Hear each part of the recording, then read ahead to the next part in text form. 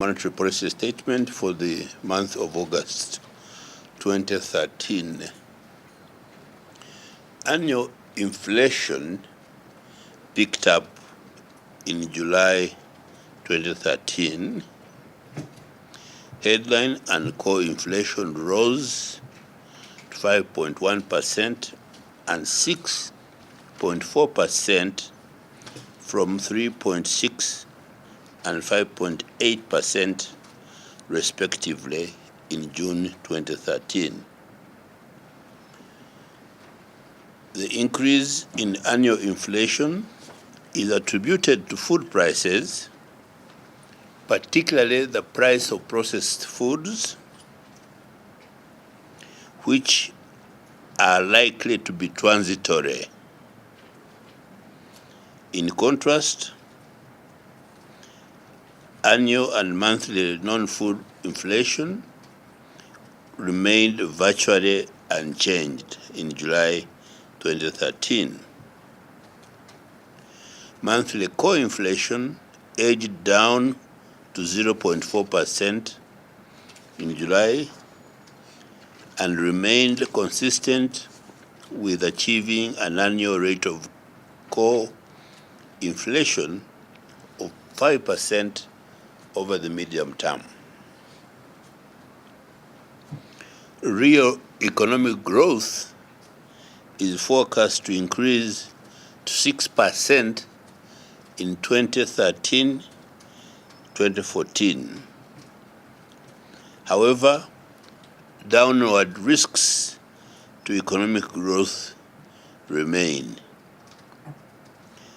The decline in private sector imports in the first 6 months of 2013, coupled with relatively subdued pace of credit creation, suggests a softening of aggregate demand.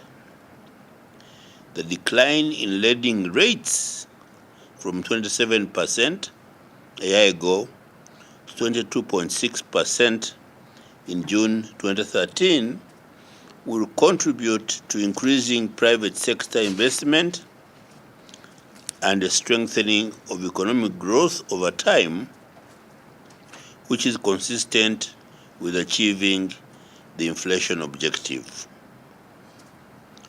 Therefore, economic activity is projected to gradually regain some momentum in the latter part of 2013-2014, and projections of medium to long-term growth paint a robust economic growth.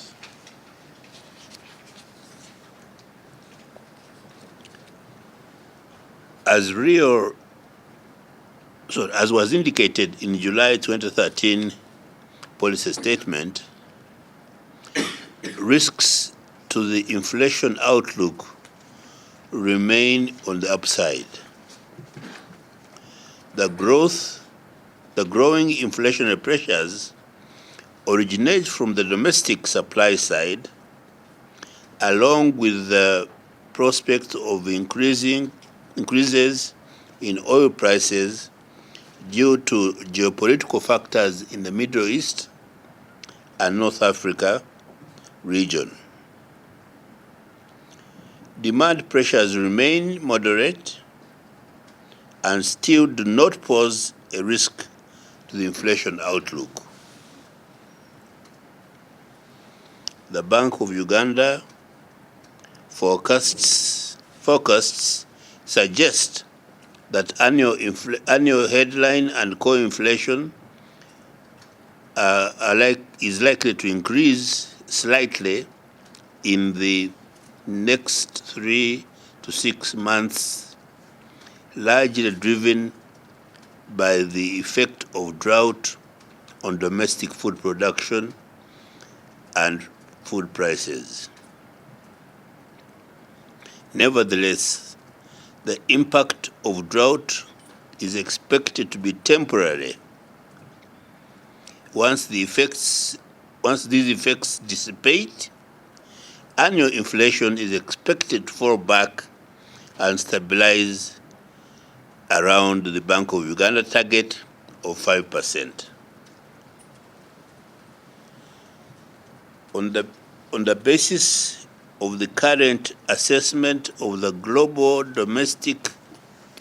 and domestic economic conditions and outlook, and given that the 12-month forecast for core inflation is very close to the Bank of Uganda target of 5%, a neutral monetary policy stance is warranted. Therefore, the Bank of Uganda will keep the central bank rate at 11% in August 2013.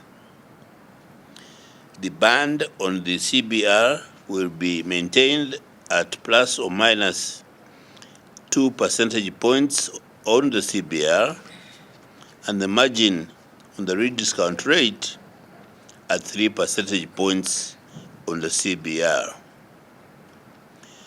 The rediscount rate and the bank rate for August 2013 will therefore remain at 14% and 15% respectively. Monetary policy going forward will continue to be guided by the objective of anchoring inflation expectations around the medium-term target of 5%, while mindful of the needs to support economic growth. I thank you very much.